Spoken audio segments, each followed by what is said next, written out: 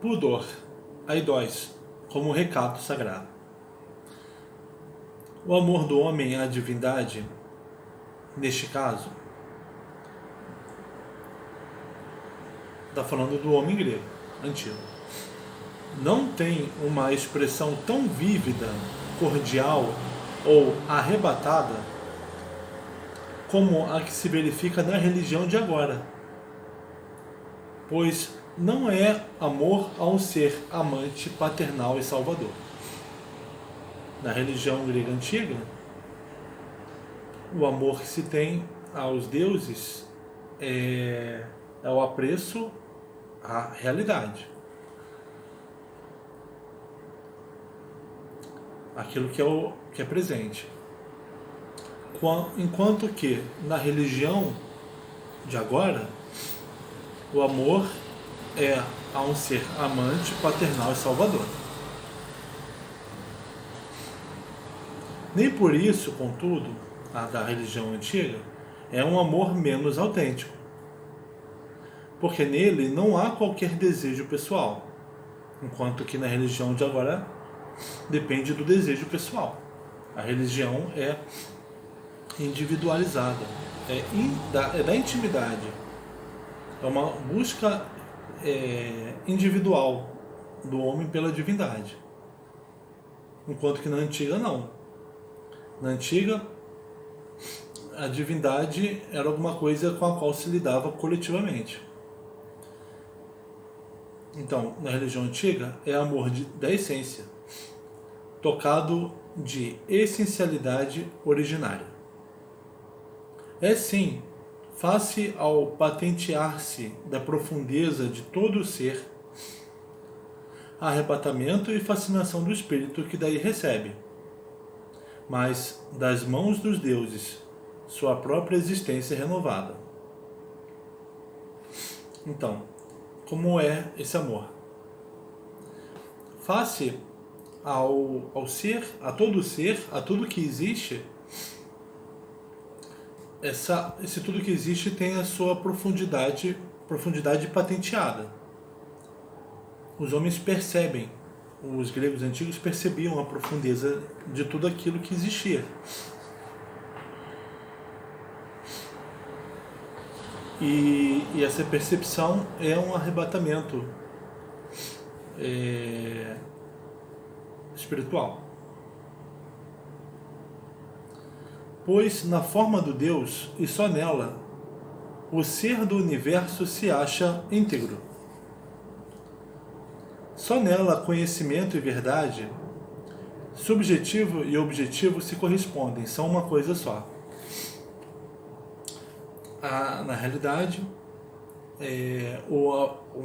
aquilo que é o ser mais profundo das coisas está figurado nas divindades. E então as divindades, elas são figuras da realidade, daquilo que é mais profundo na realidade.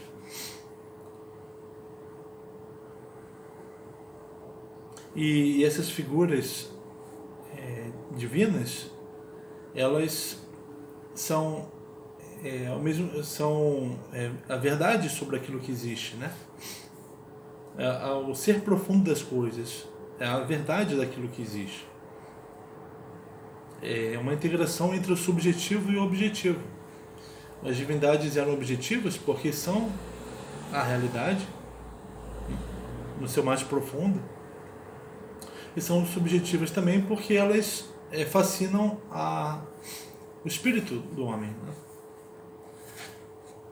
Isto se pode mostrar de outro modo. Há na língua grega uma palavra cujo sentido é inesgotável, porque é o nome de uma deusa e significa todo o mundo divino. Aidós.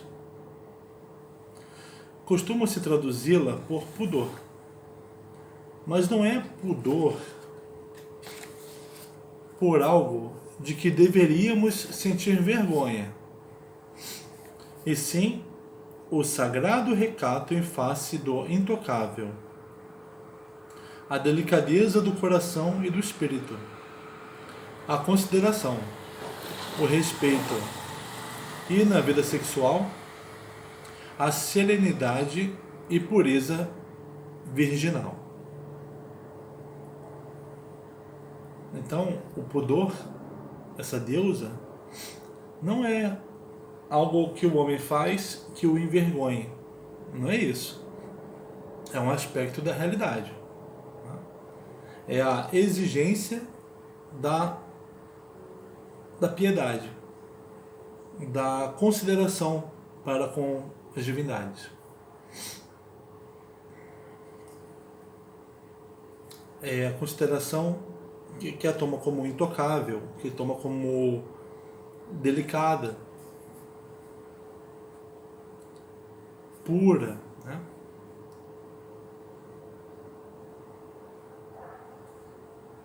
Tudo isso, porém, é muito mais que se lhe relaciona. Tudo isso, porém, é muito mais que se lhe relaciona, vem a ser o fascínio de uma forma divina que é, ao mesmo tempo, tanto venerável como reverente. Tanto o puro como o sagrado recato face ao puro. Olha a integração que é a forma divina. A integração entre o objetivo e o subjetivo. Ela é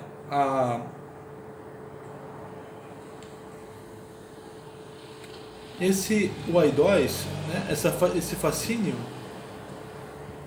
quanto à figura divina, é ao mesmo tempo o que essa figura divina tem de venerável, é o aidós, em relação ao que a figura divina tem de venerável, quanto ao que ela tem de reverente. As figuras divinas, elas são reverentes, elas são maximamente reverentes, são exemplos de reverência perante o todo, inclusive perante os próprios homens. Nem os homens têm tanta reverência quanto em relação a si mesmos, quanto os deuses têm em relação aos homens. Veja, e também o que os deuses têm em relação a eles mesmos, né? Tanto venerável como reverente, tanto o puro como o sagrado recato face ao puro. Também essa integração. O aidós é o reconhecimento de que os deuses é puro e ele ao mesmo tempo, ele é também um recato face ao puro. Ele se mantém puro. Aidós posta-se ao lado dos reis, a quem se deve reverência. Então também há um aidós, também há aidós na relação entre o homem e os deuses e os reis. E por isso eles se chamam veneráveis.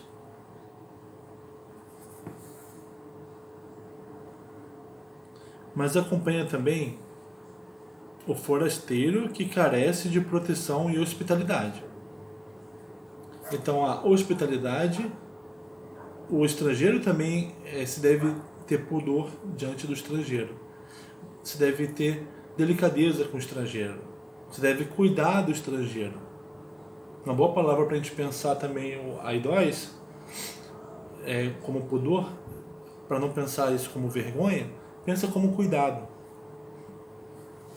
Nós devemos proteger, cuidar do estrangeiro.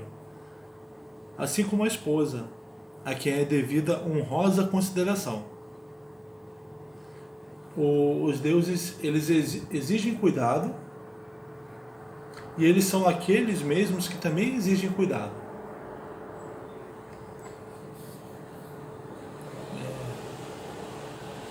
A esposa, a quem é devida honrosa consideração, e a mulher nobre em geral. Assim, na Ifigênia em Aulis, de Eurípides, Aquiles, ao defrontar-se de súbito com uma mulher de estirpe real, sente-se como se deparasse a deusa Aidós. Ó Senhora Aidós, exclama ele. Porém, a deusa Aidós não é apenas a pura, de que nada de grosseiro e insolente deve aproximar-se, é também o casto pudor em si.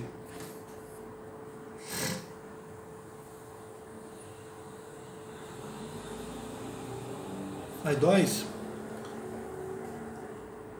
não é aquilo que requer o pudor. Devemos ter aidós com relação aos deuses ou aos reis. Não, não é só isso. Ele é o pudor em si. No Prometeu, de Ésquilo, o coro das meigas donzelas Nereidas aproxima-se do titãs preso ao rochedo. Em sua gruta, elas ouviram os golpes de martelo e venceram sua timidez de donzelas. Exprime-no com estas palavras: o fragor do ferro afugentou minha aidós de olhos serenos. As Nereidas, elas tinham aidós. As moças são recatadas, mas ouviram aquela batida de ferro na gruta. Elas então deixaram de lado a aidós. Esse recato, deixaram de lado o recato. O olhar, quando o Odisseu chega na terra dos Feácios,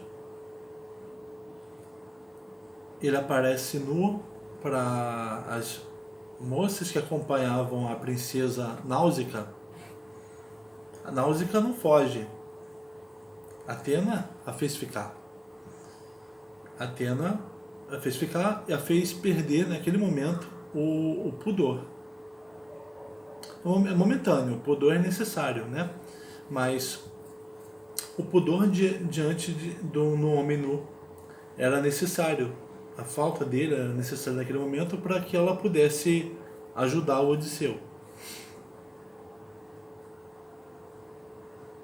O olhar de Aidós é sereno e modesto. Nada tem de atrevido e desafiante. Não é, porém, um olhar carente de liberdade, nem turvado, nem temeroso. Esse cuidado, esse pudor, essa suavidade, a delicadeza, não significa que você deixa de fazer alguma coisa que você queira. Não é falta de liberdade. Não é uma limitação na liberdade. Nem significa medo.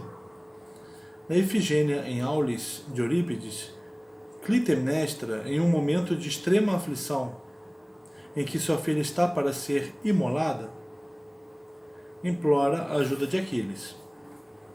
Ela chega a insistir com a filha para que esta, contra as normas do costume, enlace com suas mãos virginais os joelhos do varão, suplicando-lhe proteção, com o olhar franco passando através de seu pudor de donzela. A respeito, então, aí é o pudor sendo deixado de lado para que ela não morra pelo Agamemnon. A respeito da deusa Aidós, disse no Édipo em Colono, de Sófocles, que ela tem seu trono junto a Zeus, intervindo como conselheira em todo o agir. A Aidós, ela atua em todo o agir do homem como conselheira. Tem a história contada pelo Platão, que ele diz que Protágoras disse para ele que Zeus queria distribuir virtudes entre os habitantes da Terra e pediu para que os irmãos Epimeteu e Prometeu fizessem essa distribuição. Epimeteu é o de pouco raciocínio, o Prometeu é o que raciocina, né?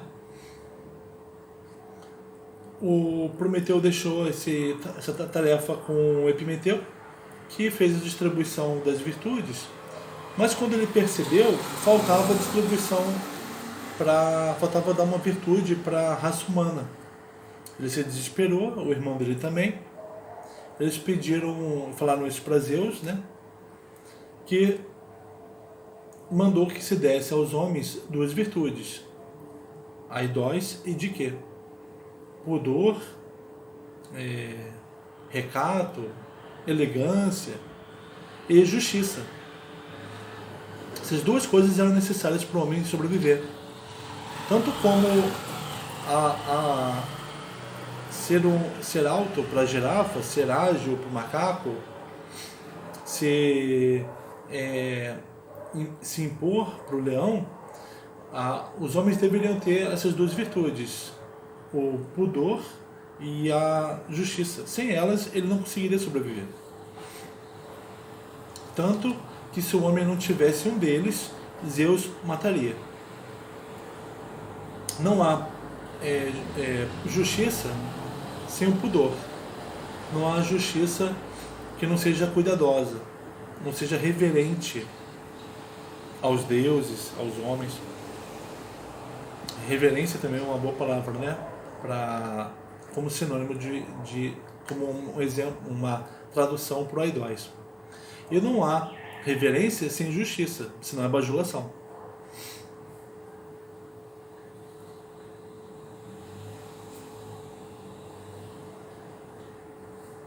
Então, aqui, os homens sempre têm nas suas ações conselho da aidós. Em Atenas, a aidós tinha um altar na Acrópole, no recinto de Atena. A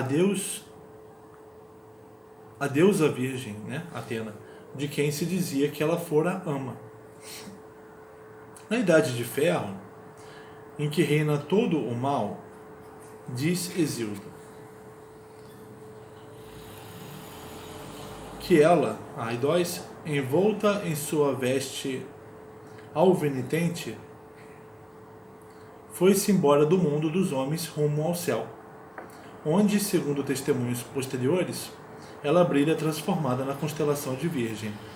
Lembra do mito das 5 raças do Hesíodo?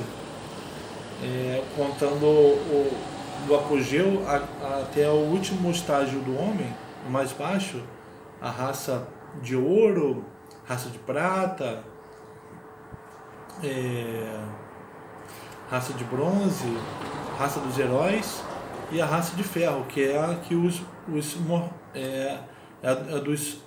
da raça humana atual, né?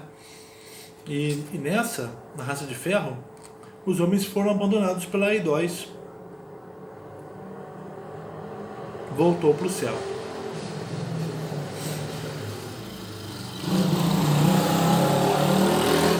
Segundo Hesíodo, né? Mas ela não se manifesta apenas no plano da vida humana. Também está presente na natureza. Também tem esse recato, essa consideração, né, na natureza. O sagrado silêncio e a pureza da natureza, não tocada pela mão do homem, dão testemunho dela. Tem a ver com a Ártemis. A Ártemis é a virgindade da natureza. É aquilo que não quer que o homem chegue perto.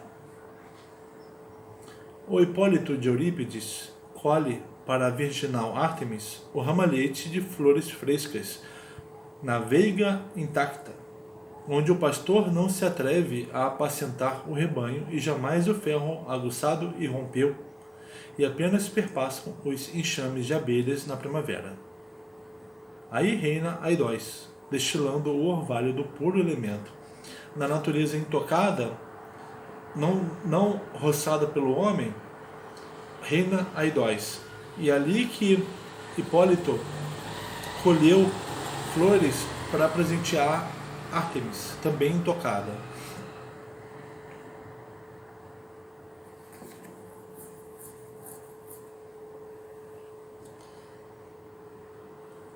Vocês estão acompanhando a Petrobras pretendendo extrair petróleo da foz do rio Amazonas.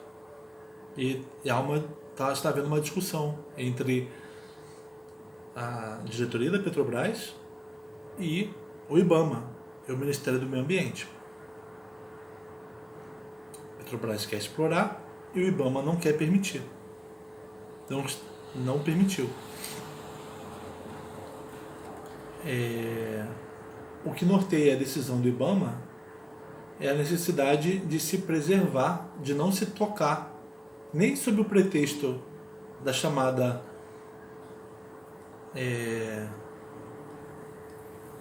qual o nome? Sustentável, né? Desenvolvimento sustentável, se deve mexer, porque acaba havendo uma destruição, onde o homem ainda não pôs a mão.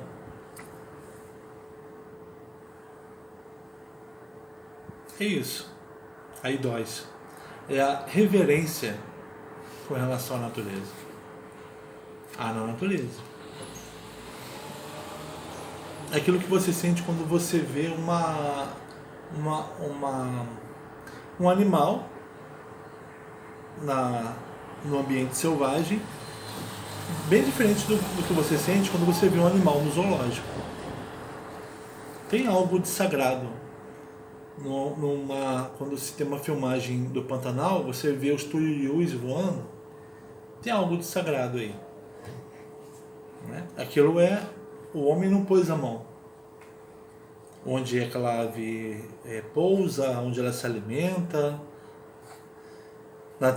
nas terras sobre as quais ele voa e nas águas sobre as quais ele voa.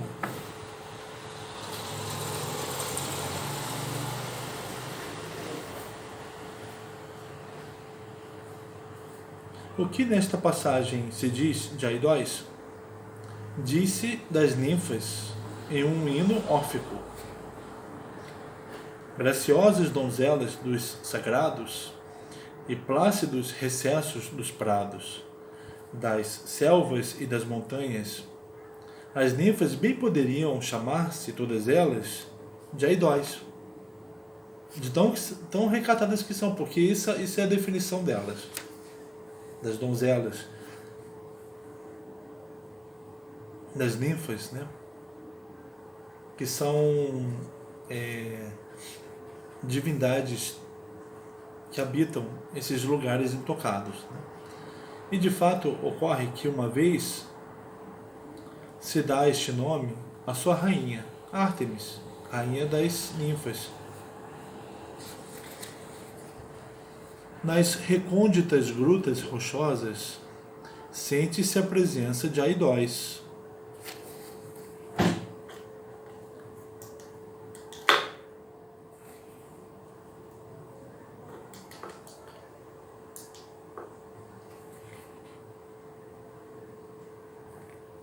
A deusa silente.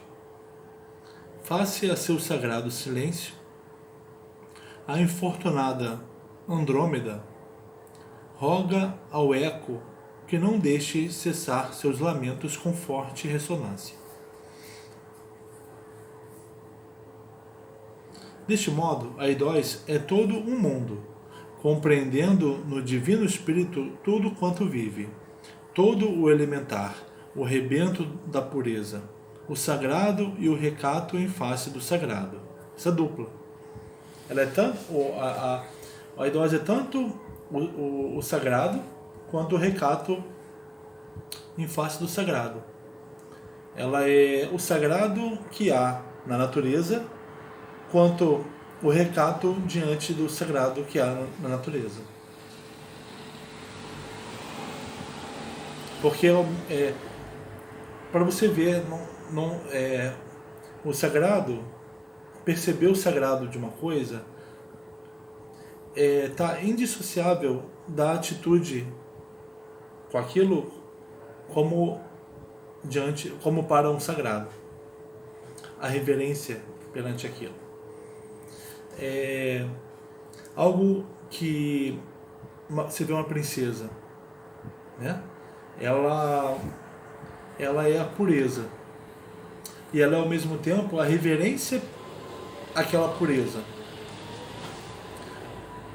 Não há pureza da princesa separada da reverência àquela princesa na sua pureza. As duas coisas vêm juntas, de modo que não é a escolha de alguém ser reverente a uma deusa, ou uma rainha, ou uma princesa, vem junto. A pureza, ela é sempre acompanhada da reverência àquela pureza. Da mesma forma como tratar a princesa como uma mulher, como algo qualquer, considerar aquilo como algo qualquer, é indissociável de tratá-la como algo qualquer. Há essa unidade entre a percepção e a atitude.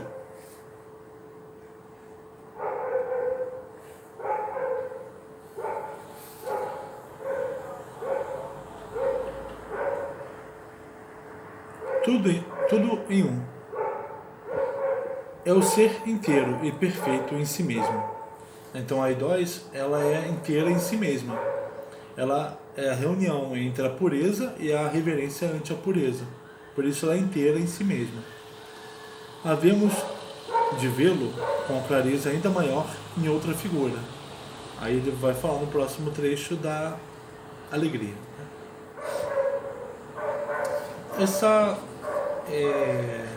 Esse recato, essa delicadeza necessária perante o sagrado, não é só em relação à natureza, não é só uma característica da natureza. A natureza é sagrada e ela é a atitude de reverência perante isso. A natureza requer cuidados e a atitude de cuidar não é só da natureza, mas os homens são acompanhados de eidós o tempo todo, ou deveriam ser. Devem lidar com as coisas que existem como coisas sagradas, como coisas que requerem cuidado. O homem deve cuidar das coisas que existem. O homem deve reconhecer isso, que tudo que existe merece precisa de cuidado, reconhecer que vem ao mesmo tempo de cuidar das coisas. Não basta falar, temos que preservar o meio ambiente, temos que respeitar o próximo. Não é só uma questão de falar, é uma questão de falar e fazer ao mesmo tempo, de entender as coisas assim e fazer ao mesmo tempo. Não tem separação entre falar e fazer.